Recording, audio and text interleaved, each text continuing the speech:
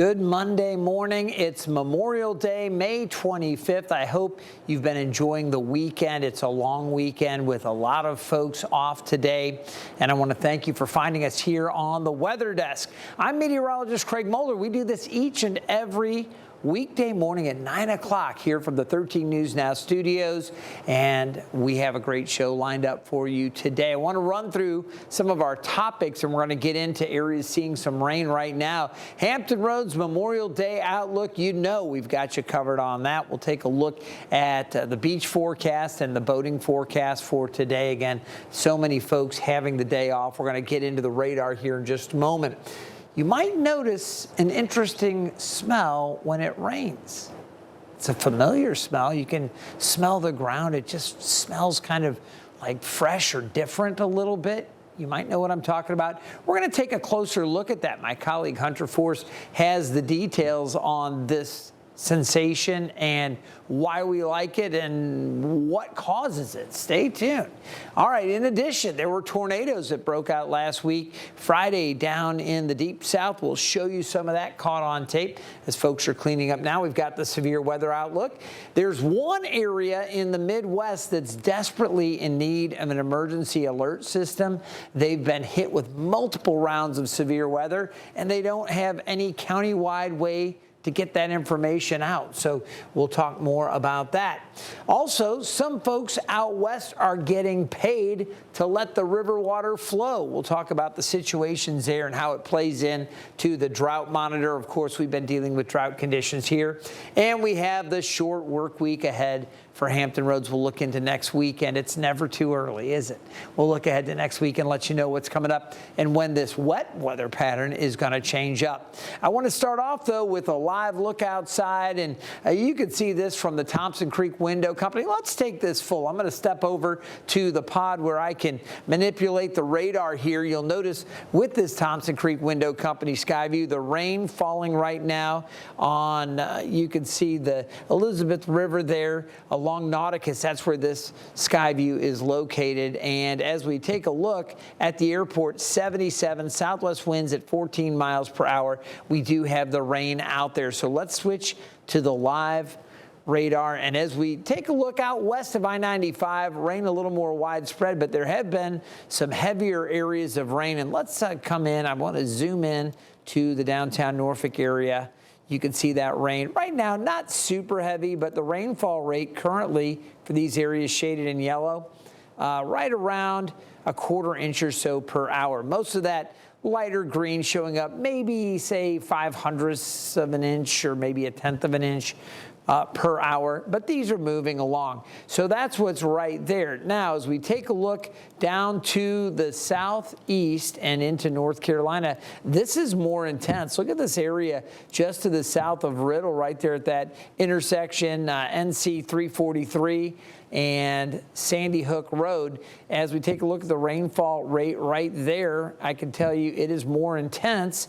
How about 2.2 inches per hour? So some heavy rain there rolling over Sassafras Lane in North Carolina. So we'll continue to watch all of this as it moves along. It is moving off to the northeast. So these areas around Water Lily and Maple, back out towards Corolla there at the Outer Banks, you're going to see some of this intense rainfall. Now, we also have some more widespread rain out to the west of that. As I mentioned, the rain out around Victoria, Farmville, up to Fork Union, Charlottesville. All of these areas have been needing the rain, and this is just one more round, but there'll be additional rain filling in a bit later. So we talk about this a lot. We're going to have the drought monitor coming up in just a little while as well. Told you we'd fill you in on your Memorial Day outlook. Folks will be maybe taking part in some observances. We'll get into that here in just a moment. But if you're going out to the beaches, we want to let you know what you can expect later this afternoon. We do have these temperatures in the upper 70s for a while, and then a bit cooler with better chances for rain.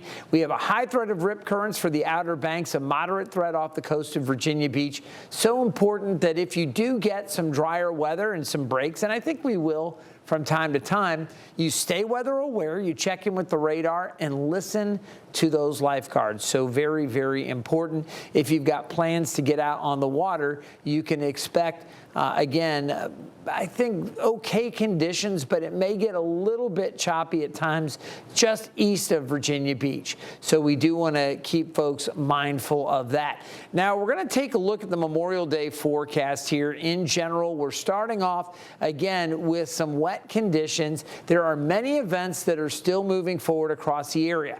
Several ceremonies are planned, including tributes at 10 a.m. in Williamsburg and Suffolk. There's a noon ceremony at Yorktown's War Memorial and a 10 a.m. parade and wreath laying in Norfolk's Larchmont near Edgewater. All events are free and will feature speakers including veterans and military families. We have such a rich military community here.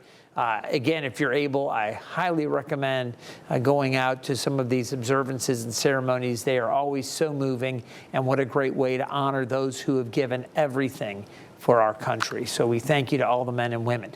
Now you'll notice there will be more chances for rain showers and storms as we get into the afternoon. Don't think we're going to see a lot of storminess widespread. Even earlier this morning, you see that lightning bolt. Earlier, we just had rain showers. There were some storms offshore. But for the most part, we're talking about rain, and we are not outlooked for severe weather. There will also be some breaks from time to time. Now, if you've been outside with all the rain we've been experiencing across Hampton Roads, you might have smelled that early scent when you stepped out. Hunter Forst explains what it is and why it evokes feelings of calm and nostalgia when you smell that fresh rain. Have you ever noticed that fresh, earthy smell right before or after it rains? That smell actually has a name: petrichor. Petrichor happens when rain falls on dry ground. And during dry weather, plants release oils that build up on soil and rocks. And at the same time, tiny bacteria in the dirt produce a compound called geosmin. And humans are surprisingly good at smelling it. When the first raindrops hit the ground, tiny air bubbles burst and launch those scent particles into the air. That's the smell you notice, kind of an earthy, fresh, and calming type smell. Sometimes you can even smell rain before it arrives. Winds ahead of a storm can carry those scents towards you, almost like nature's way of saying, rain is on the way. So next time you smell that amazing scent after a dry day, you'll know that's petrichor, nature's rain perfume. For 13 News Now, I'm meteorologist Hunter Forst. Love that, Hunter. Yeah, I did not know the name for that. Of course, we're familiar with it, and a lot of folks say, I can smell the rain, it's coming. Now you know, it's petrichor. All right, we're going to take a short break. Coming up, several tornadoes touched down across Alabama. They were caught on camera. Now the cleanup is underway. Plus, one rural county in Illinois has been navigating without severe weather alerts. The new questions about when the fully functioning warning system could finally be back in place.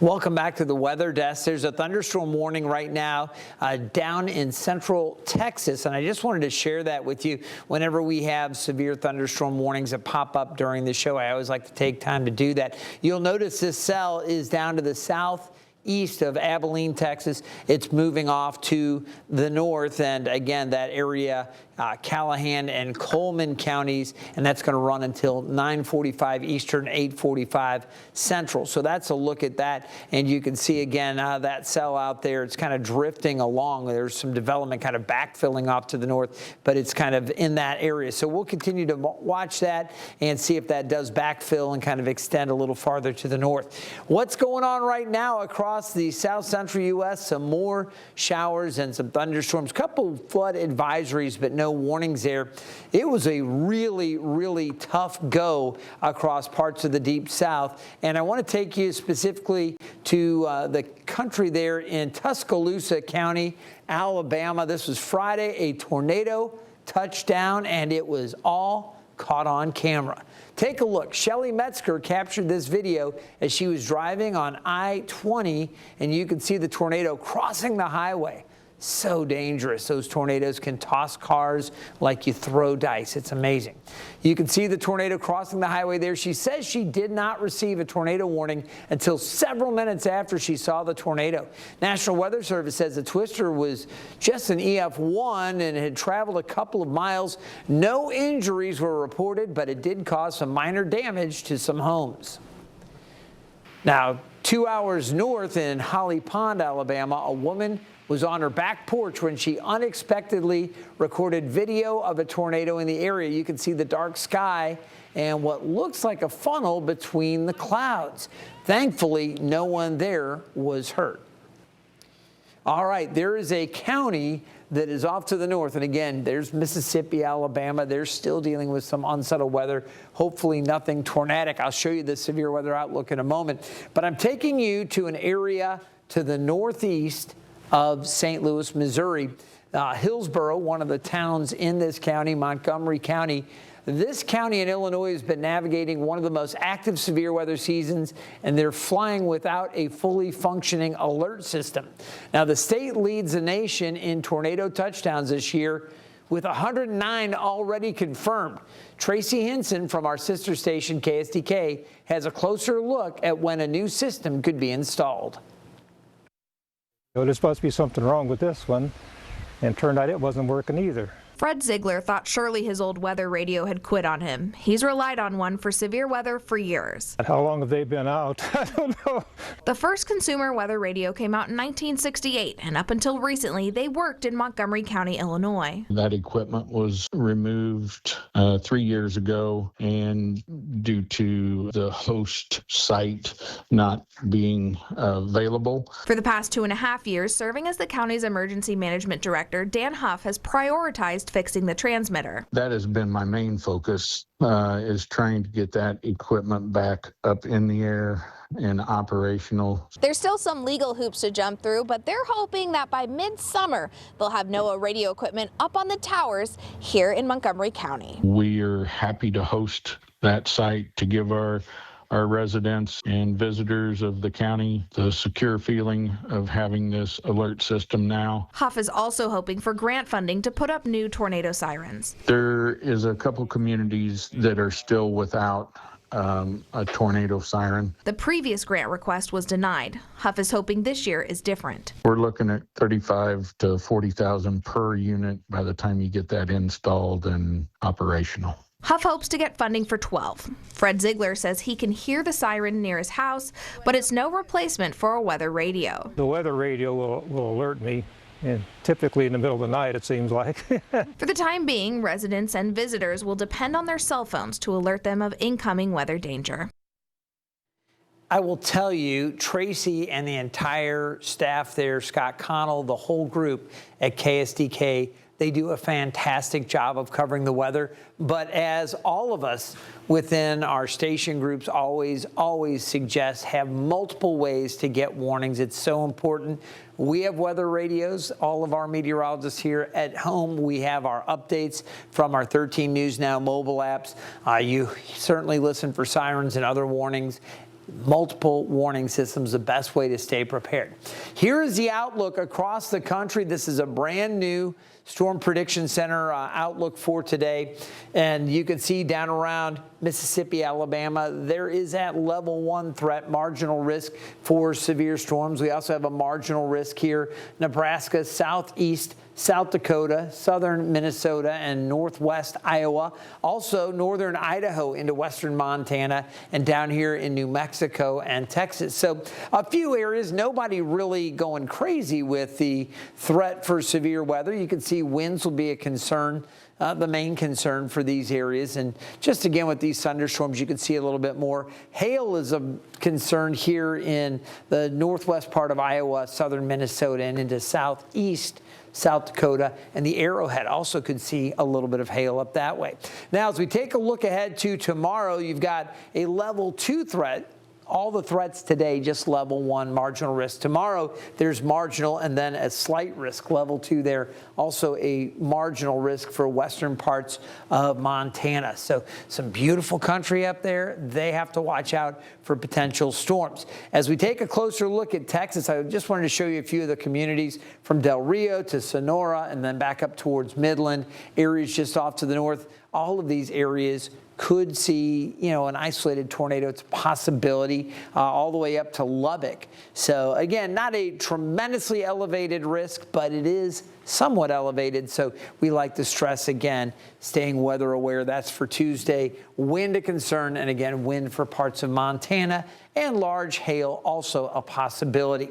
All right, we're going to take another short break. We've been talking so much about the dry and drought conditions across the country. There is one state now paying farmers to keep the water in the streams. We'll talk about it coming up.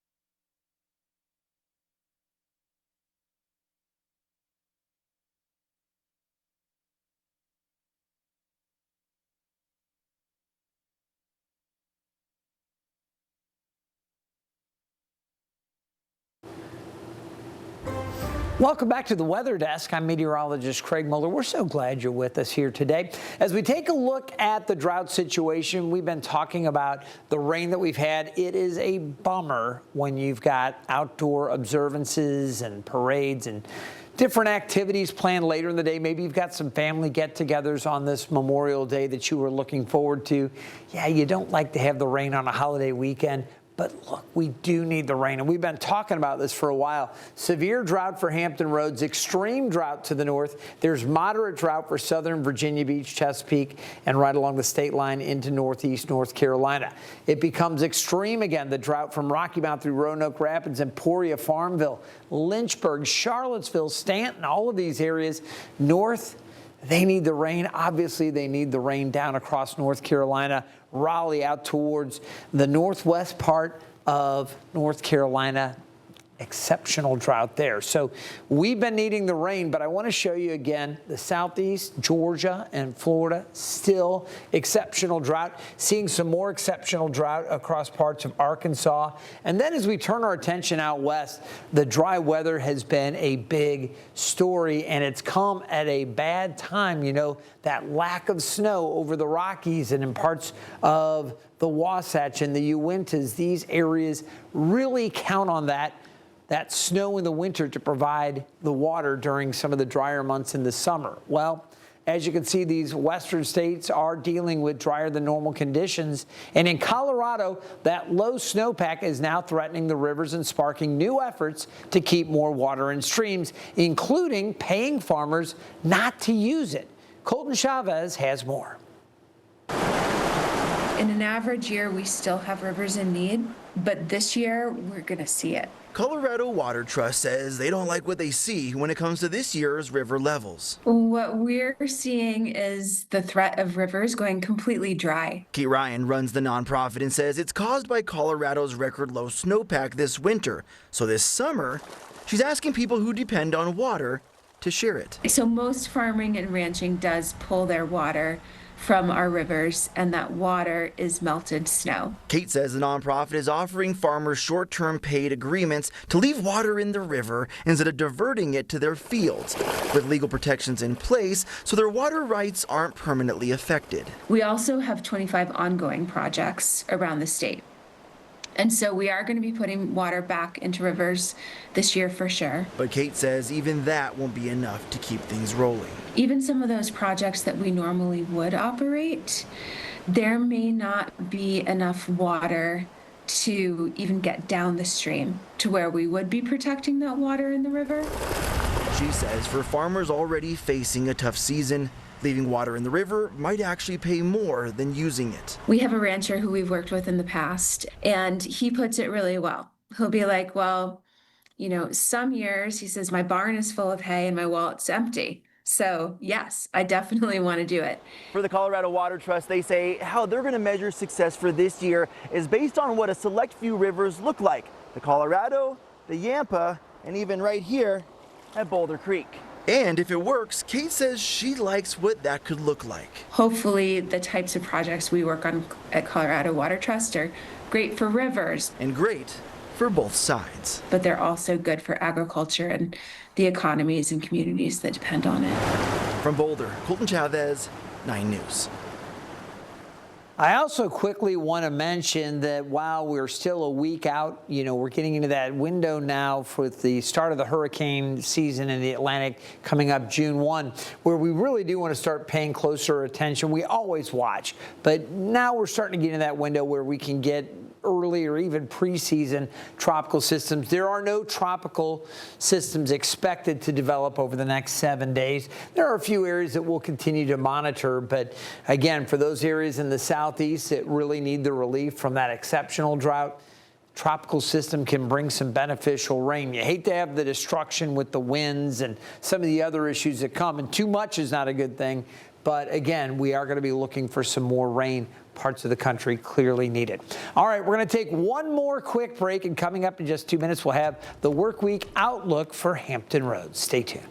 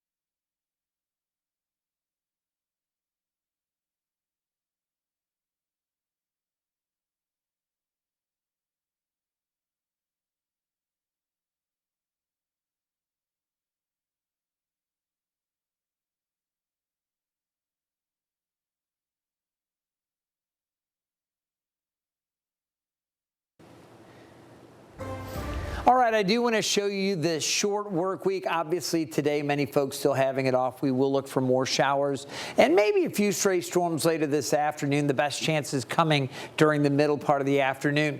Tuesday's going to start off a little wet. I think it gets drier later in the day, and most of Wednesday should be okay, but there may be some more showers late Wednesday into Wednesday night and early Thursday morning. After that, more sunshine late Thursday. Friday looks great, and a chance for a few stray showers as we get into the weekend. I hope you've enjoyed this edition of the Weather Desk. And again, thank you to all the men and women who serve our country. We'll see you next time.